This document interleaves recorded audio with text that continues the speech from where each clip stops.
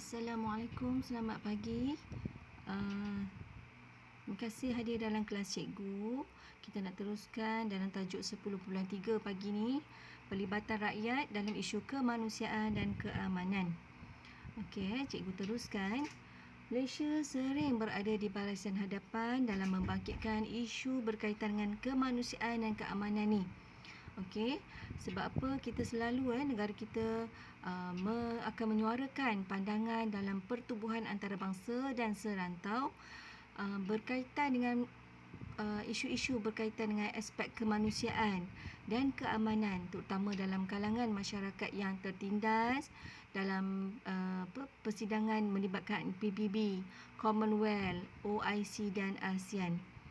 Okey, negara kita juga aktif terlibat dalam pelbagai aktiviti kesukarelawanan bagi membantu golongan yang tidak bernasib baik, sama ada disebabkan bencana alam maupun peperangan. Dan pelibatan Malaysia ni lah yang dapat menaikkan nama negara kita di mata dunia. Okey, antara isu yang menonjolkan pelibatan rakyat Malaysia di peringkat antarabangsa ni, kita boleh lihatlah dari segi isu Palestin dan Syria dan juga dalam misi kemanusiaan di Aceh dan Sri Lanka. Okey, slide ini menunjukkan tentang pelibatan rakyat dalam isu kemanusiaan dan keamanan yang rakyat Malaysia terlibat. Ya, isu Palestin, isu Syria dan tsunami di Aceh dan Sri Lanka. Okey, kita nak tengok satu-satu untuk 3 isu yang berkaitan dengan kemanusiaan dan keamanan di mana rakyat Malaysia terlibat ni. Okey, yang pertama kita pergi pada isu Palestin, ya. Okey, isu Palestin dekat dengan isu yang dekat dengan dasar luar dan domestik Malaysia. Okey, perjuangan menegakkan isu Palestin ni disuarakan oleh semua Perdana Menteri Malaysia, termasuklah daripada zaman Tunku Abdul Rahman Putra Al-Haj lagi. Okey, sejak 1948 kita tahu rejim Zionis Israel telah melakukan kekejaman, pengusiran dan pembunuhan terhadap penduduk Palestin. Keganasan kekejaman yang dilakukan oleh rejim Zionis Israel inilah merupakan asas penting menjadi titik tolak kepada perjuangan Malaysia untuk memastikan hak dan keadilan rakyat Palestin mendapat pembelaan. Okey, pelibatan rakyat dalam menangani isu kemanusiaan di Palestin dapat dilihat secara jelas melalui NGO. NGO tu ialah pertubuhan bukan kerajaan, bahasa Inggerisnya Non-Governmental Organisation. Okey, kewujudan NGO membolehkan satu bentuk koordinasi membantu warga Palestin dapat dilaksanakan. Okay, sekarang kita nak tengok. Okey, maaf ya, dalam slide ni berlaku pertindihan. Okey, tak apa, cikgu teruskan ya.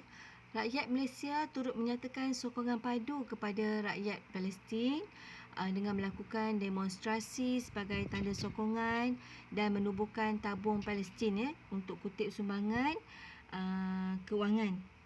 Okey.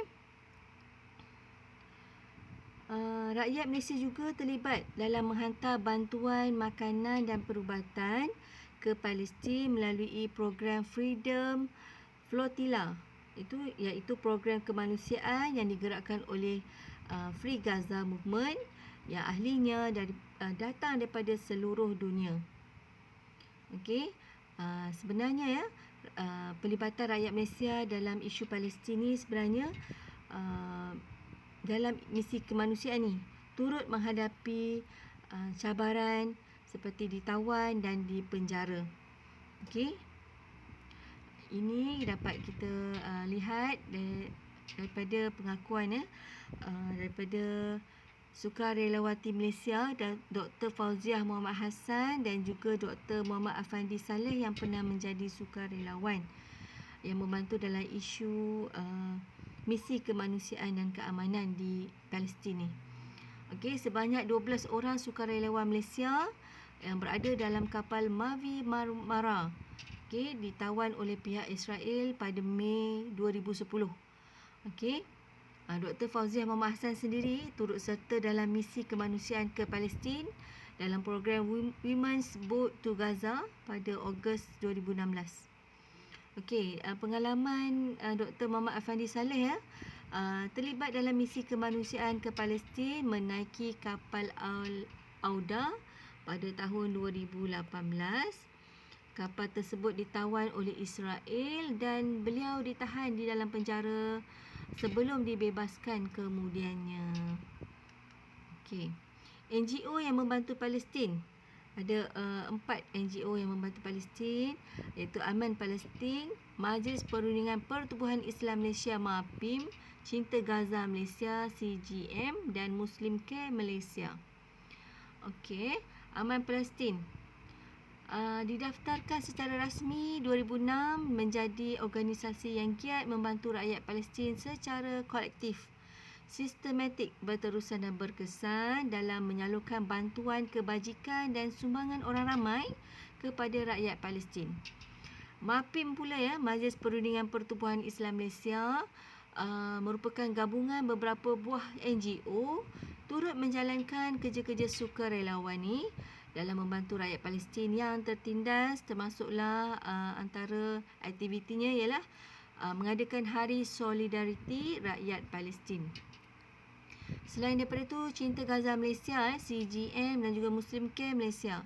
CGM, Cinta Gaza Malaysia, diasaskan oleh Muhammad Nadir Al-Nuri Kamaruzaman, beroperasi 2013, menjalankan aktiviti kutipan dan sumbangan kepada penduduk Gaza, terutamanya kanak-kanak, ibu tunggal dan warga emas. Melancarkan juga projek Ramadan 2020 dengan tema Ramadan Bulan Berkongsi Kebahagiaan. Dalam projek Ramadan tu merangkumi bantuan perubatan, kebajikan belia, teknologi hijau, infrastruktur, pendidikan, pengajian Al-Quran serta seni dan budaya. Manakala Muslim Care Malaysia yang ditubuhkan pada 2006 membantu secara aktif menjalankan misi kemanusiaan termasuk di Palestin ni. Okey. Seterusnya kita pergi kepada isu yang kedua, isu Syria, iaitu krisis politik di Syria pada 2011 yang menyebabkan rakyat Syria mengalami kesengsaraan, terutamanya masalah kekurangan makanan dan kemudahan perubatan. Okey, so daripada keadaan politik yang kritikal di isu di Syria ni, Malaysia tampil memberikan bantuan dan sokongan kepada rakyat Syria. 1 Oktober 2015, kerajaan mengumumkan kesediaan negara kita untuk menerima 3,000 orang pelarian warga negara Syria untuk tempoh 3 tahun secara sukarela atas dasar kemanusiaan. So, pelibatan rakyat Malaysia membantu rakyat Syria dilihat melalui peranan-peranan NGO ni. Okey, selain daripada itu, untuk isu Syria ni juga, rakyat Malaysia memberikan sumbangan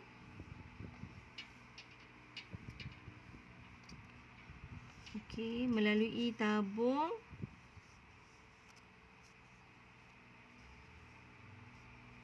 kemanusiaan program penempatan migran Syria yang dilancarkan pada 20 Mei 2016. Okey. So, seterusnya kita tengok NGO yang terlibat membantu Syria.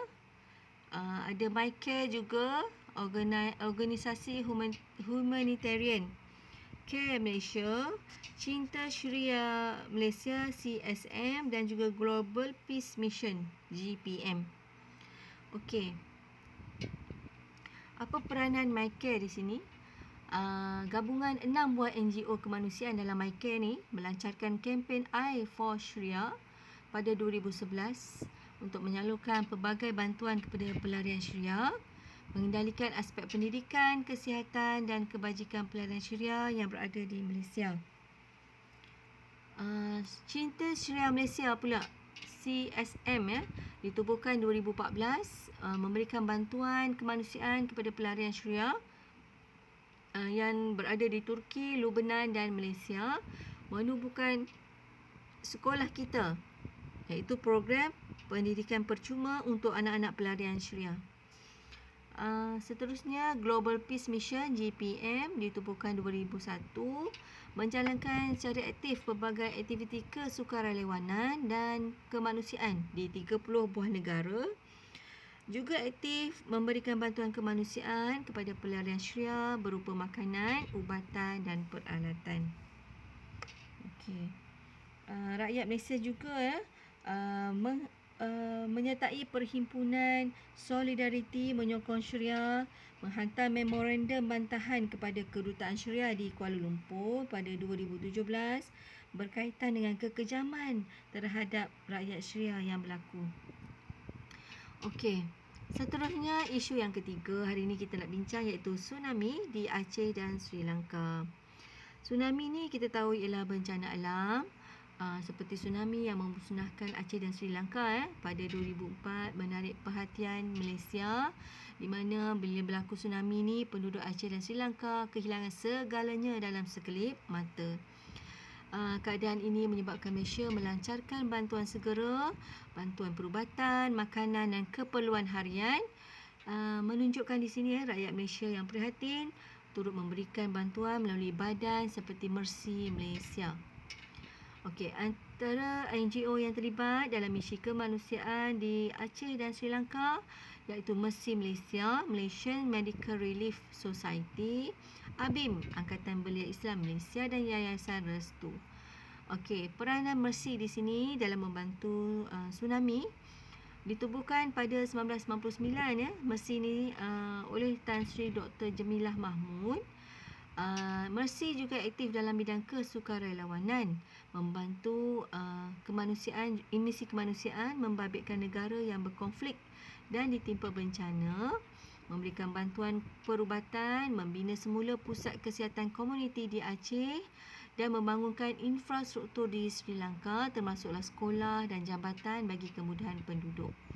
Seterusnya, ABIM ditubuhkan 1971, Angkatan Belia Islam Malaysia ni ABIM memberikan bantuan kemanusiaan kepada pihak yang memerlukan termasuklah mangsa bencana tsunami Aceh, mendirikan sekolah dan rumah perlindungan kepada lebih kurang 120 orang anak yatim yang menjadi mangsa tsunami Banda Aceh.